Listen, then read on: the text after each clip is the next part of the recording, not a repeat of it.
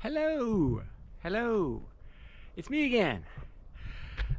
Today is May 14th, 2026, one day after my 2-year anniversary here at Pier Cove Paradise, which is now being called Humming Grove. I think that is the name that has come to it, which is kind of neat. The Humming Grove Sanctuary, maybe, something like that. Anyway, it's very bright today, so excuse my squintiness. I might cough a little too. I've been working and there's a lot of dust and pollen about. But it was such a nice day today, I thought today's the day to make the spring videos here. I'm only going to do 3 of the 4. I'm not going to make a meditation stations video because you'll see that when we do the various walks, the other 3 walks. And really not much work has been done on any of those meditation stations. You'll see them as we walk in the summertime, but I haven't done anything new to them. They were essentially finished. So, starting here at the homestead, the first walk we're going to do is around the house. Not much has been done around the house either in the last 6 months or so. Since when did I make the last set of videos? Was it October of last year? I know I made the one video in December, I think, where it snowed. But I think it's been about 6 months since I made these series videos, maybe a little longer. And I haven't really done anything around the house. But at the very end of the walk, there's the Gazebo Garden over here. As you come around the house and come back, you go through a garden that I'm making around the gazebo, which I've done a lot of work on. So I'll show you that at the end of this video. Okay, slow pan. There, I decided to do my first grass reseeding project. Boy, I did some serious overkill there too. I did the whole thing: aeration, leaf compost, straw, about 240 pounds of seed. That went way, and it's actually working, because the sprinkler system broke last year and all the grass died. But I think it's going to be really nice. This is the only lawn on the whole 52 acres. There's the house. And here is the path that starts around the house at the transformer here. And this, of course, this path here was the original easement on the property for the public to use to get to the Pier Cove Ravine Trust land. A part of those trails, just a few, 100 feet of those trails, we'll be traversing in a moment. But yeah, so very sparkly day today, so you see, I mean, this is lovely. And of course, when I first got here 2 years ago, you couldn't see 10 feet in any direction here. And it's really thinned out real nice, and these trees are all booming. They're all so happy. Yeah. So, still got this firewood left here to process.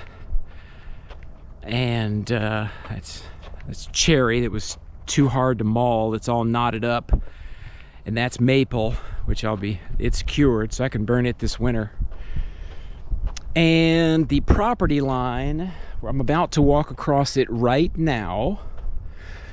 So I'm leaving my friend's property now, the property I'm working on. Now I'm on this Ravine Trust public land. This bench is part of the trail system for the Ravine Trust land. And this loop here that goes to the right makes a big circle, way around, about a mile long, but way back in here, and reconnects right here. This is part of the loop. And this corner looks lovely. You've seen that in previous videos. I took care of this about, I want to say about a year ago. Cleaned all this place up. This was a mess, but it looks really nice now. You can almost think you can see how much bigger the trees are getting. And I don't spend a lot of time here. I'm working elsewhere mostly. But you just think they're getting bigger. I mean, that's a real nice tree right there. That red oak right there, my goodness. Wow. That's a big tree. That's a big tree. Anyway, we'll take a left here. So the public path goes this way. And then this is another little easement path for the public to get to those public trails behind me. That goes behind the house here. You know, we're making a loop around the house. So here's the house right in front of us again. We're going around the back side of it. The ravine is down there. Loveliness. I still got to get down there one of these days and show you guys the ravine in a bonus video. There's some nice trees down there, man. There's some trees down there that have to be 300 years old. Really big trees down there. Because I'm pretty sure it was just too much of a pain in the butt to log that.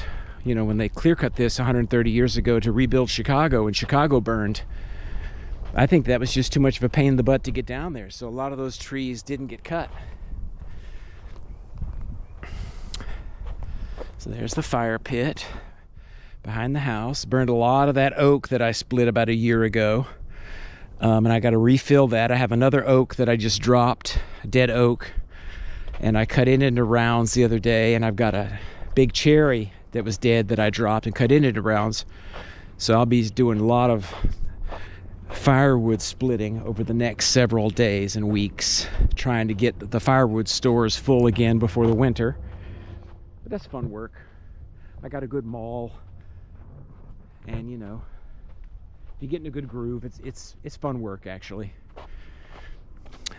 And you know, in the wintertime, you're thankful that work means something because you're warm, which is nice.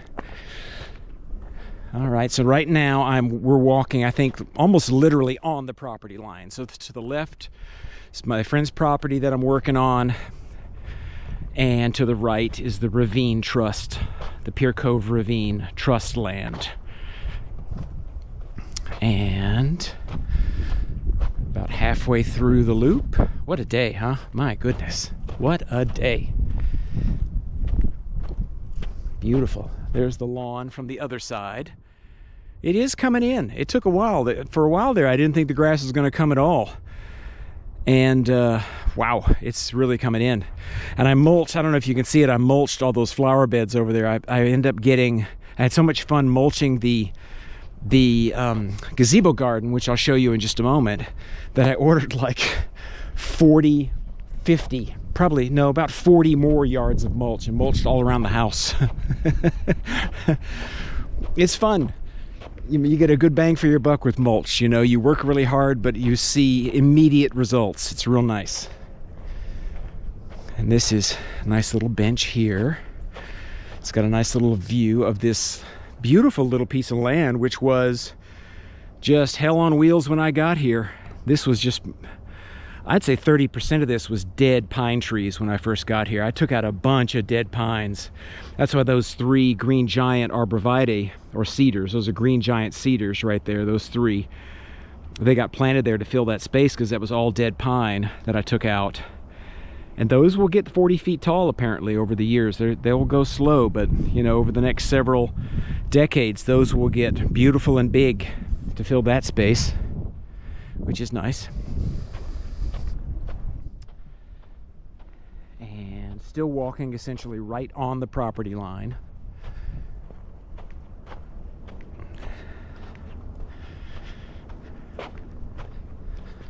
And probably won't do too much talking here as I make a bend, just because I want to respect the privacy of my very nice neighbors. I have some very nice neighbors in this house here, so I don't think I'm going to be doing too much talking as I round this bend, leaving my friend's property now and briefly going to be on the neighbor's property here, just as we curve to the left.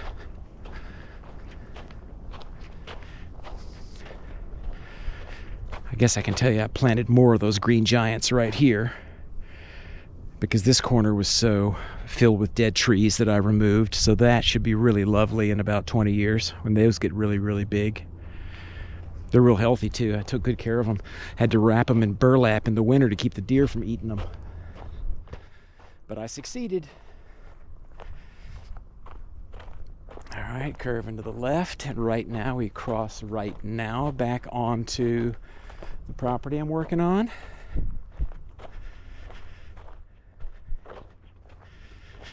This is still the largest critter house I've ever made.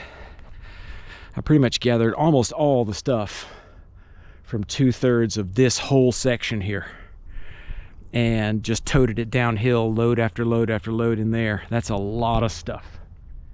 That is a lot of stuff in there. And boy, tons of chipmunks in there and rabbits. The neighbor's cat, a really sweet cat, comes and sits right in the middle of that pile, right in the middle of it on top. It just, I'm sure, just dreams of chipmunk. So anyway, here is the very front of the property. The road dead ends here at the property. This is the driveway that cuts off the road. And so I've been doing a lot of work here. Planted another rhododendron there in the hopes that it would kind of turn into one of those in 10 years. Same species. Got some boulders in here that I think you saw last time. Maybe not. Those came in November to kind of set the space. And I got some golden mops back there to kind of set that corner. They'll get about 5 feet tall and grow together in that back corner. And I hope that dogwood takes. I planted that dogwood the other day to kind of be a companion to this phenomenal redbud. Look at that. That's a tree right there. That is a tree right there. And I come around the corner here, I will give you a better view of that tree. Take a left on the path here, driveway there. A little walking path right here into this gazebo garden I'm making. This used to be just weeds, a path, and a gazebo. That was it 2 years ago. And of course this redbud. Look at that, huh?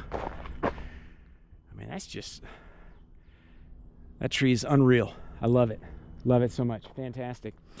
And we got mature rhododendrons everywhere. But I've decided to slowly but surely kind of fulfill a vision for this place, to make it, to kind of give it a border of green was the goal, you know, to kind of give this its own energy, this like a room.